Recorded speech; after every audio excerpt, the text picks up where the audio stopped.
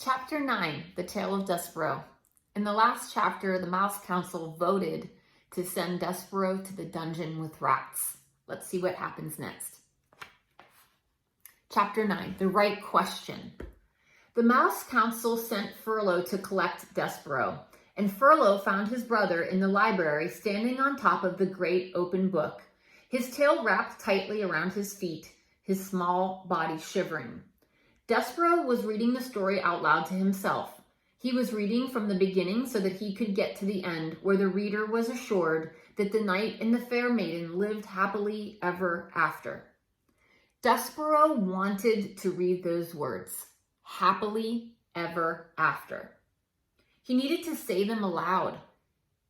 He needed some assurance that this feeling he had for the Princess P, this love, would come to a good end. And so he was reading the story as if it were a spell, and the words of it spoken aloud could make magic happen. "See here," said Furlow out loud to himself. He looked at his brother and then looked away. "This is just the kind of thing I'm talking about. This is exactly the kind of thing. What's he doing here, for Cripe's sake? He's not eating the paper. He's talking to the paper. It's wrong, wrong, wrong, wrong." "Hey," said Despereaux. Despereaux kept reading. "Hey," shouted Furlow. "Despereaux, the Mouse Council wants you." "Pardon?" said Despereaux. He looked up from the book. "The Mouse Council has called you to sit with them." "Me?" said Despereaux. "You."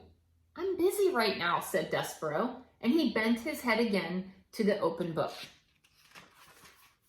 Furlow sighed. "Geez," he said. "Cripes. Nothing makes sense to this guy. Nothing. I was right to turn him in. He's sick." Furlow crawled up the chair leg and then hopped onto the book. He sat next to Despereaux. He tapped him on the head once, twice. "Hey," he said, "the Mouse Council isn't asking. They're telling. They're commanding. You have to come with me right now." Despereaux turned to Furlow. "Do you know what love is?" he said. "Huh?" "Love." Furlow shook his head. "You're asking the wrong question," he said. The question you should be asking yourself is, why is the Mouse Council want to see me?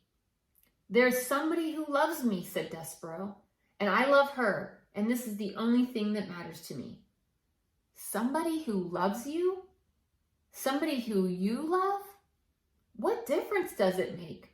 What matters is that you're in a lot of trouble with the Mouse Council." "Her name," said Despereaux, "is P." "What?" "The person who loves me. Her name is P." "Cripes," said Furlow, "you're missing the whole point of everything here. You're missing the point of being a mouse. You're missing the point of being called to sit with the Mouse Council. You've got to come with me. It's the law. You've been called." Despereaux sighed. He reached out and touched the words, "Fair Maiden," in the book. He traced them with one paw, and then he put his paw to his mouth. "Cripes," said Furlow, "you're making a fool of yourself. Let's go." "I honor you," whispered Despereaux. "I honor you." And then, reader, he followed Furlow over the book and down the chair leg and across the library floor to the waiting Mouse Council. He allowed his brother to lead him to his fate.